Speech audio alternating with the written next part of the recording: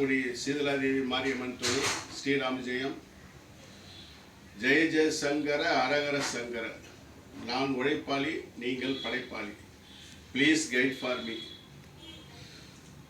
ஸ்ரீ ஸ்ரீ ஸ்ரீ மகா பெரியவா மகானுக்கு வெள்ளியில் 3 அடியில் சிலை வடிக்கவும் 360 கிலோ சுத்தமான வெள்ளி தேவைப்படுகிறது.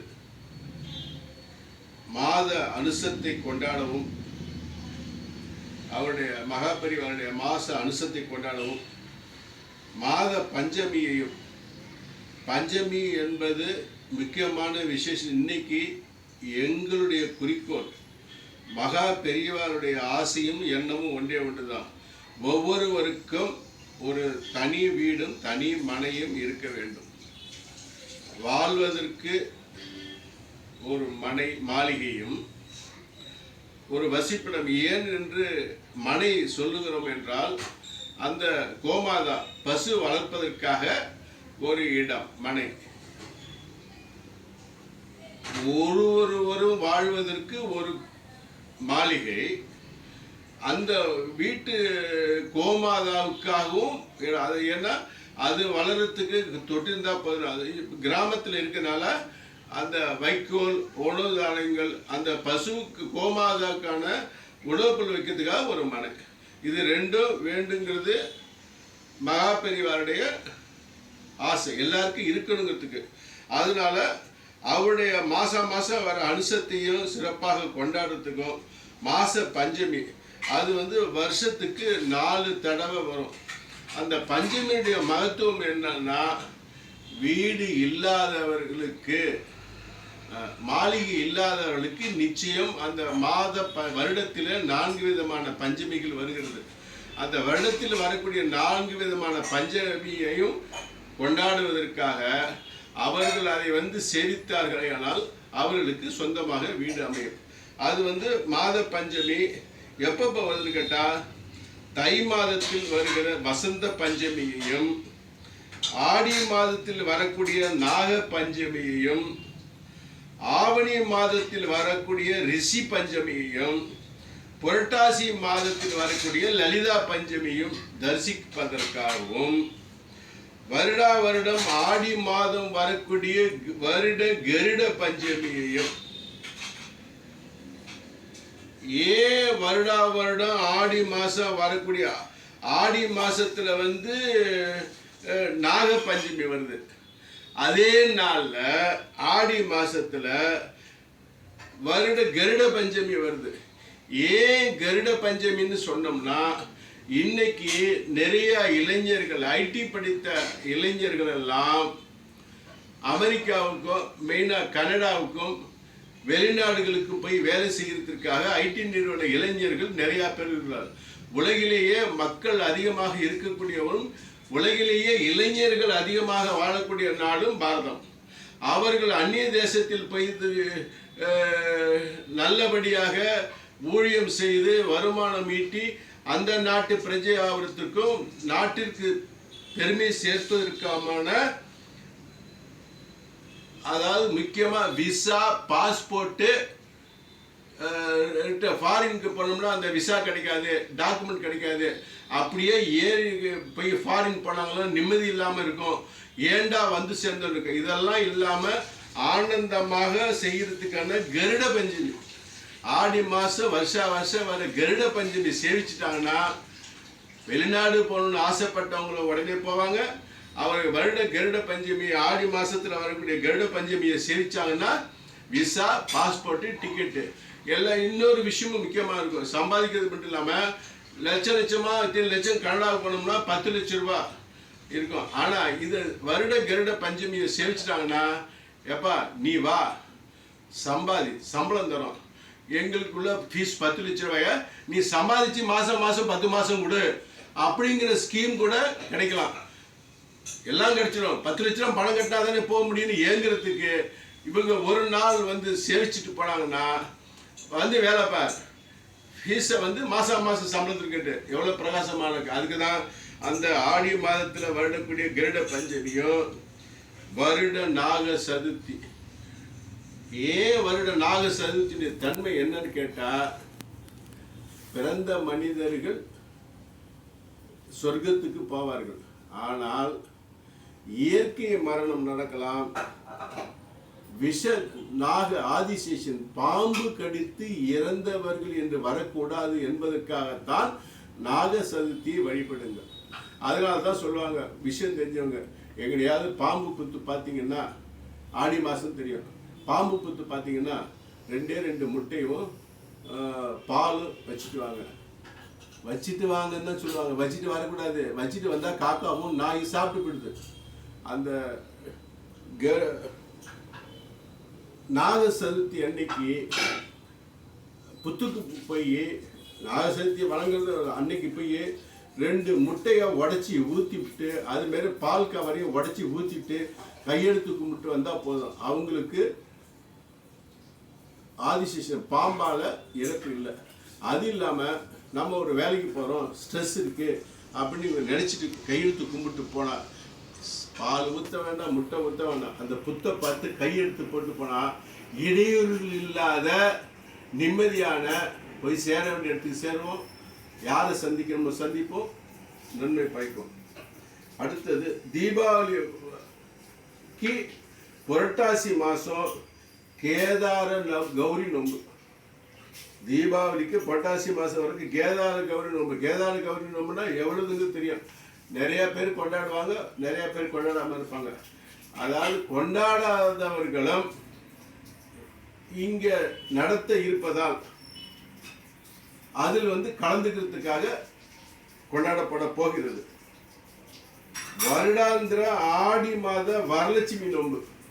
வருடாந்திர ஆடி மாத வரலட்சுமி நோன்பு. வரலட்சுமி சொன்னா வரங்களையும் லட்சுமியும் கூடிய நோன்பு. வரங்கள்னா நிறைய விதமான வரங்கள், திருமண வரம், வீட்டு வரம், லட்சுமி வரம், ஆடை ஆபரண சொர்ண வரம், வரலட்சுமி. அதாவது கண்டினியூஸ் லட்சுமி, வரலட்சுமி நோன்பு.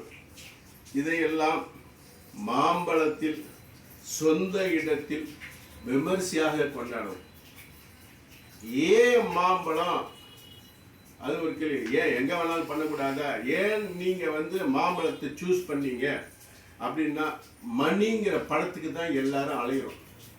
மணிங்கிற படத்துக்கு தான் எல்லாரும் அலையிறோம். மாம்பழங்கிற இடத்துக்குள்ளார வெறும் மாம்பழம் இல்லை, மேற்கு மாம்பழம் 4 எம் இருக்கு. மேற்குக்கு எம், மாம்பழத்துக்கு எம், கடைசியில் ஒரு எம், 3 எம் 4 எம். ஒரு எம்முக்கு மணின்னு அலைய போகும்போது மேற்கு மாம்பழம்னு 3 எம் இருக்க போகும்போது மணி கொட்டுமா கொட்டாத? அதனாலதான். சரி, ஒண்ணுக்கு ஒரு பின்கோட் நம்பர் இருக்கு. மாம்பழத்துடைய பின்கோடு ஏன் நாங்க இங்க முயற்சி பண்ணிட்டு இருக்கிறோம் அப்படின்னு சொன்னா, மாம்பழத்துடைய பின்கோடு நம்பர் 33. சரி, இந்த 33ன்னா யாரு? குபேரனுடைய நம்பர். ஒரே ஒரு விஷயம், அயோத்தியா மண்டபம், அயோத்தியில் இருக்க ராமர் கோயில் கட்டினாங்க, தெரியும், 500 வருடங்கள் தான். ஆனா இதே மாம்பழத்திலையும் அயோத்தியா மண்டபம்னு ஒன்று இருக்கு. அங்க இருந்து 100 கிலோமீட்டர் தூரத்தில் 8 பேங்க் இருக்கு. ரைட்ல 8 பேங்க் இருக்கு, லெப்ட்ல 8 பேங்க் இருக்கு.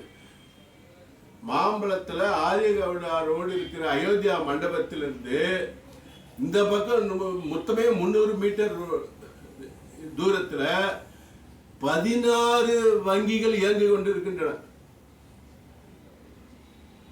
பேங்கே இல்லாம ஊரை பார்க்கிறோம். அதே மாதிரி ஊருக்கு ஒரு பேங்க் இருக்கிறத பார்த்துருக்கோம். ஒரு தெருவில் 16 வங்கி.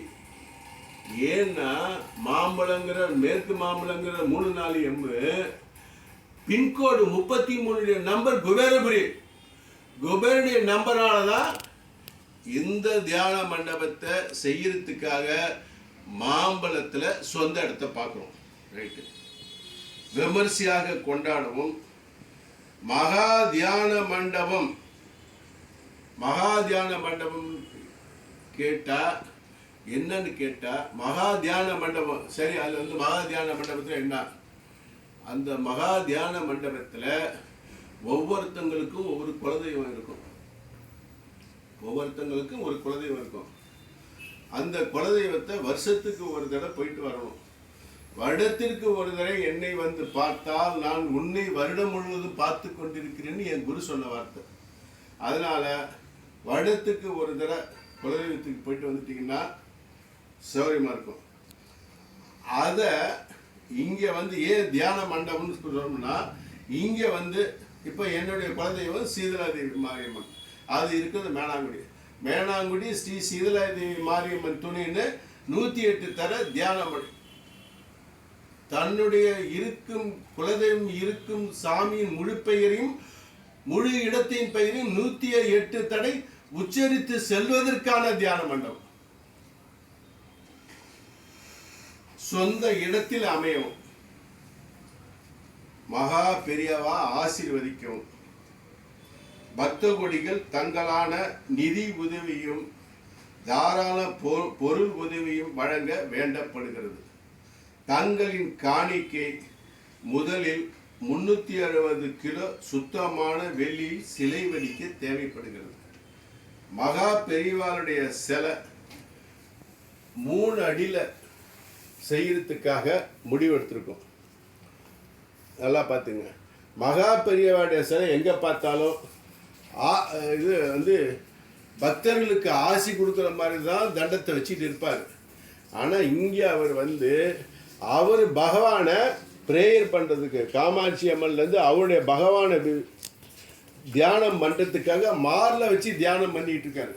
அப்போ மகா பெரியவா வந்து தியானம் பண்ணும்போது நம்ம அவருடைய சிலையை 360 கிலோ வெள்ளியில் 3 அடியில் வடிக்கிறதுக்கு போகும்போது அவரும் ப்ரேயர் பண்ணிட்டு இருக்காரு.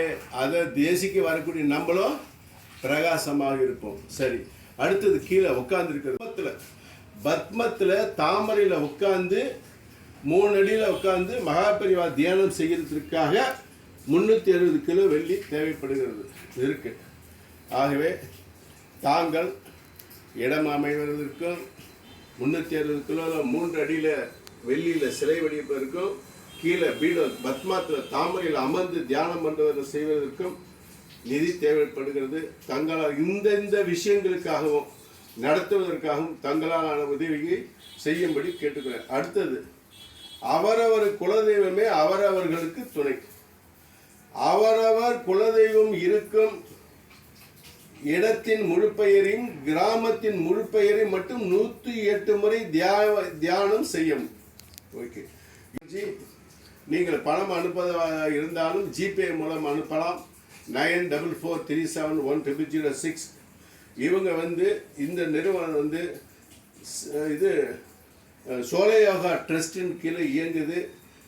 சின்ன சேலத்தில் இருக்குது. சின்ன சேலத்தில் ரிஜிஸ்ட்ரேஷன் நம்பரு 20/2014 சின்ன சேலம் சோலையோகா ட்ரஸ்டின் கீழ் இயங்குது. அவங்களுடைய நிறுவனத்துக்கு கூட நீங்கள் ஜிபே மூலிமா பணத்தை அனுப்பலாம். இப்போ என்னுடைய ஜிபே, என் பெயர் கோதண்டராமன்ஜி. என்னுடைய ஜிபே நம்பர் 9443710006 9443710006.